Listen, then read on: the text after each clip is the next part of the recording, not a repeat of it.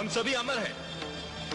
अब तुम, तुम्हारे शस्त्र और तुम्हारी सेना हमारा कुछ नहीं बिगाड़ सकते, कुछ भी नहीं बिगाड़ सकते कालकेतु।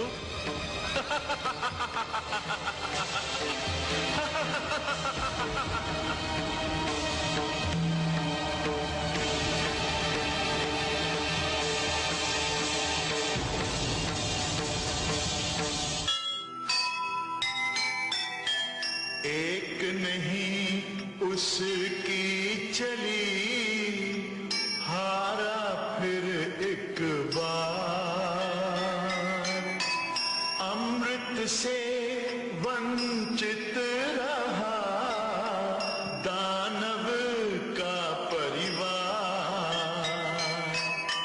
देर सही उसके यहाँ नहीं मगर जो अमृत के योग्य है, पाए देर सवेर, पाए देर सवेर। जो सुनेगा ये पुराण पाएगा सुख और ज्ञान, पाएगा सुख और ज्ञान।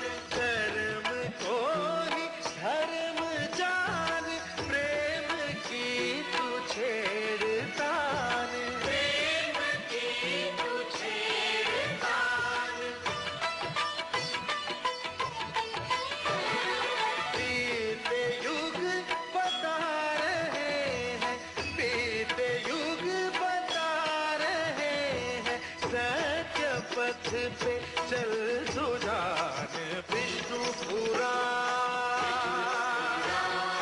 विष्णु पुराण, विष्णु पुराण।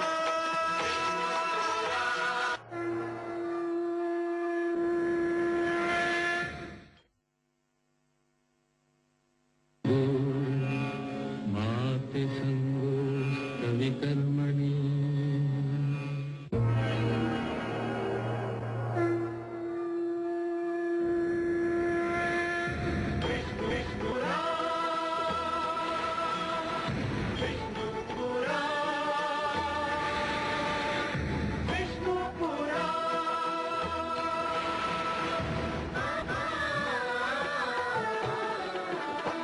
शिव ज्ञान ब्रह्म ज्ञान अथ श्री विष्णु पुराण।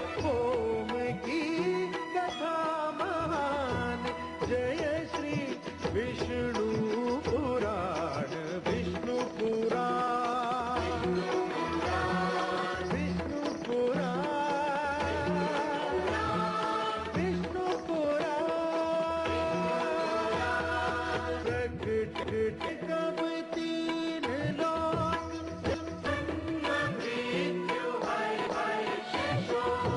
पृथ्वी जल वायु गगन, इस पुराण में है निहित जप तप और योग ध्यान। विष्णु पुराण, विष्णु पुराण, विष्णु पुराण, विष्णु पुराण, विष्णु पुराण, विष्णु पुराण। मैं माँ हूँ, धरती माँ। महान और अनमोल वस्तुएं उन्हीं को मिलती हैं जो उसके सुपात्र हों। अमर वही हो सकते हैं जो शांति प्रिय हों, जिनके ऊंचे आदर्श हों, जो परहित के लिए जीवन जीते हों।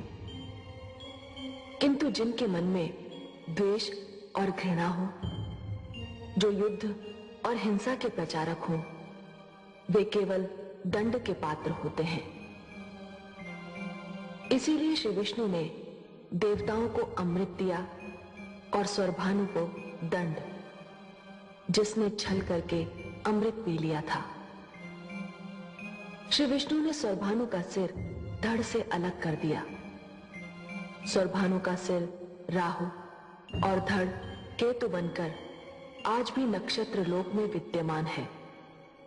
और चूंकि चंद्रमा ने उसका भेद खोला था, इसलिए आज भी राहु और केतु की चंद्रमा से शत्रुता है। परंतु क्या सागर मंथन के उपरांत सत्य और असत्य की लड़ाई का अंत हो गया? मुझे तो लगता है कि न केवल ये युद्ध जारी है, बल्कि इस युद्ध में एक नया मोड़ आने वाला है। मूर्खों, नारी तुम्हारी दुर्बलता है, और जो सुंदरता पर मोहित होकर अपना लक्ष्य भूल जाते हैं, वे जीवन में कुछ नहीं कर सकते। तुमने मेरे सारे किए कराए पर पानी फेर दिया। अब तुम देवताओं का कुछ नहीं बिगाड़ पाओगे। वो अमर हो चुके हैं, अमर। ठहर जाइए। कौन है आप लोग? हम ब्रह्मपुत्र सनकादिक ऋषि हैं।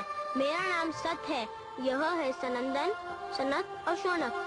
अपने आने का उद्देश्य बताइए। प्रभु के द्वार पर आने का उद्देश्य प्रभु के दर्शन की इच्छा के अतिरिक्त और क्या हो सकता है द्वारपालो? आप अभी उनसे नहीं मिल सकते। क्यों नहीं मिल सकते द्वारपालो? प्रभु अभी विश्राम कर रहे हैं। कैसी बातें करते हो द्वारपाल? ईश्वर और विश्राम?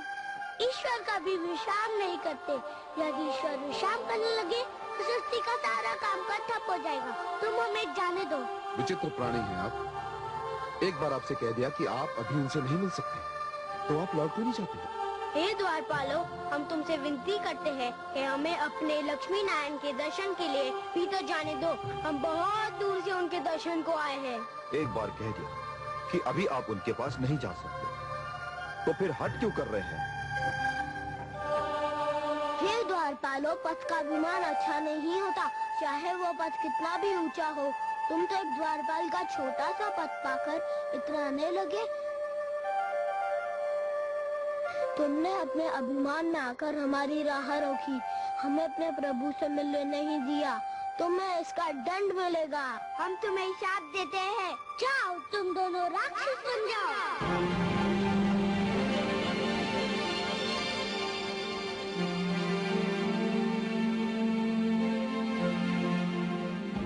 हे ऋषिगण, विष्णु लोक में आपका स्वागत है। हे प्रभु, इन ऋषियों ने हमें श्राप दे दिया। हम तो केवल अपने कर्तव्य का पालन कर रहे थे प्रभु। कर्तव्य पालन? कर्तव्य पालन का अर्थ ये तो नहीं कि आप मेरे और मेरे भक्तों के बीच दीवार बन जाएं। आप दोनों से घोर अपराध हुआ है और इस अपराध का दंड तो मिलना ही था। हे जय, हे विजय, जिस प्रकार वृक्ष और उसकी जड़ का नाता कोई नहीं तोड़ सकता, उसी प्रकार मेरे और मेरे दर्शनाभिलाषी के बीच कोई नहीं आ सकता। मेरे दर्शनार्थी मेरी संपत्ति हैं जय, और स्वयं मैं उनकी संपत्ति हूं। हम दोनों का एक दूजे पर समान अधिकार है। जब भी कोई ईश्वर और भक्त के बीच आने का प्रयास करेगा, किसी न किसी रूप में अवश्य दंड पाएगा।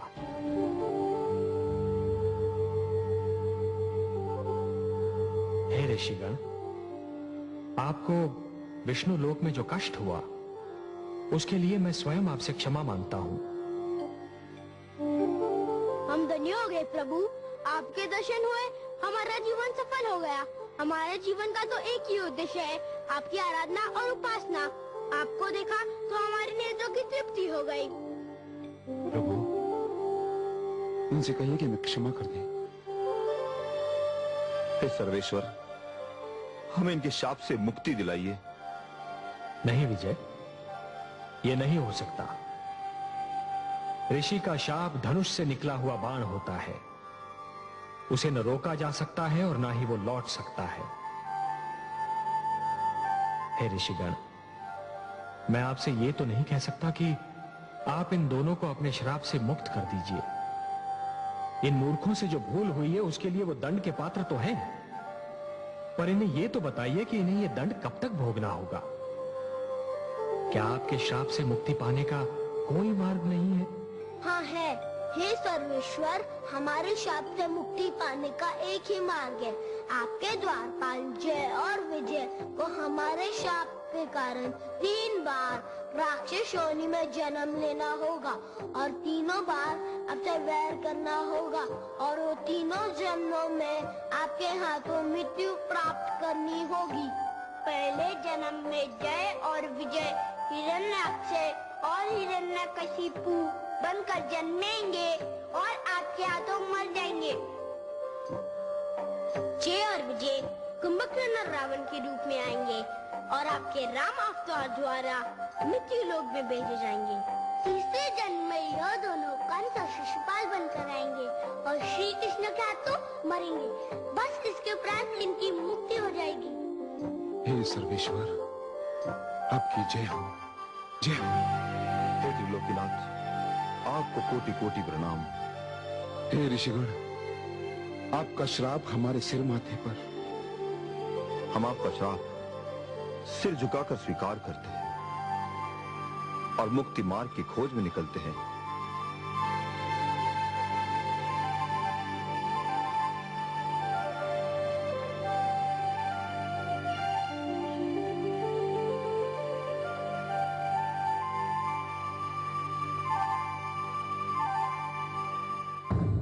मैं मां हूं, धरती मां। सनकादिक ऋषियों के शाप ने जय और विजय को विष्णु लोक छोड़ने पर विवश कर दिया। उन्हें यह शाप केवल इसलिए मिला कि उन्हें अपने पद पर अभिमान हो गया था। वे समझने लगे थे कि श्री विष्णु के द्वारपाल जैसा पद पाकर वे अब ऋषियों और देवताओं से भी अधिक महान हो गए हैं। अपने पद पर अभिमान करना और पद का अनुचित प्रयोग करना हर युग में दंड के योग्य अपराध रहेगा। सनकादिक ऋषियों का शाप पहली बार उस समय रंग लाया जब जय ने कश्यप ऋषि की पत्नी दिति के गर्भ से असुरराज हिरण्याक्ष और विजय ने उसके अनुज हिरण्यकशिपु के रूप में जन्म लिया। ये दोनों भाई बहुत बलवान, बहुत शक्तिशाली, बहुत घमंडी, बहुत क्रोधी और क्रूर थे, पर एक दूसरे पर निछावर थे।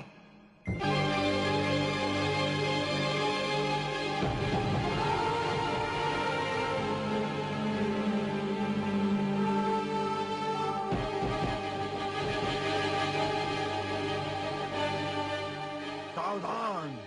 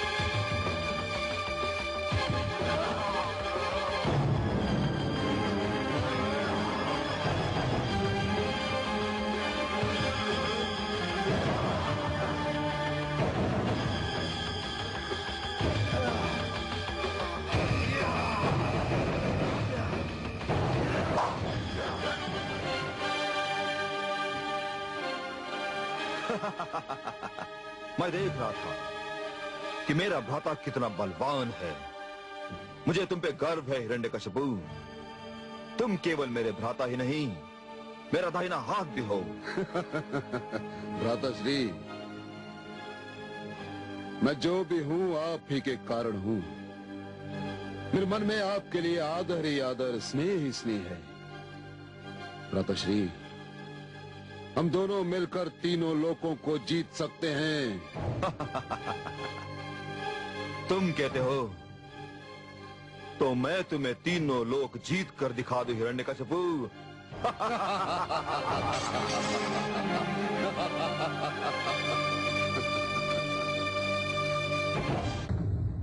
मैं मां हूं, धरती मां। हिरण्याक्ष ने तीनों लोग जीतने की धुन में संसार में आतंक का ऐसा बवंडर उठाया कि मानवता कराह उठी। वो बहुत अत्याचारी और निर्दयी राजा सिद्ध हुआ। उसके युग में विनाश और आतंक ने ऐसा नंगा नाच नाचा कि संस्कृति और सभ्यता ने लजाकर आंखें झुका ली। उसने जीवन की हर मधुरता को, हर सुंदरता को ऐसी निर्दयता से कुचला कि मैं घबरा गई। चारों ओर आग ही आग, रक्त ही रक्त दिखाई दे रहा था। वो निर्दयी मेरी ओर बढ़ा। मेरे तो प्राण सूख गए। शायद हर सत्ता के लोभी की भांति वो सबसे पहले मुझे प्राप्त करना चाहता था। मैं उसके भय से भागी, पर उसने मुझे पकड़ लिया। उसने मेरा अपहरण किया, मुझे मेरी इच्छा के विरुद्ध पाताल में ले गया।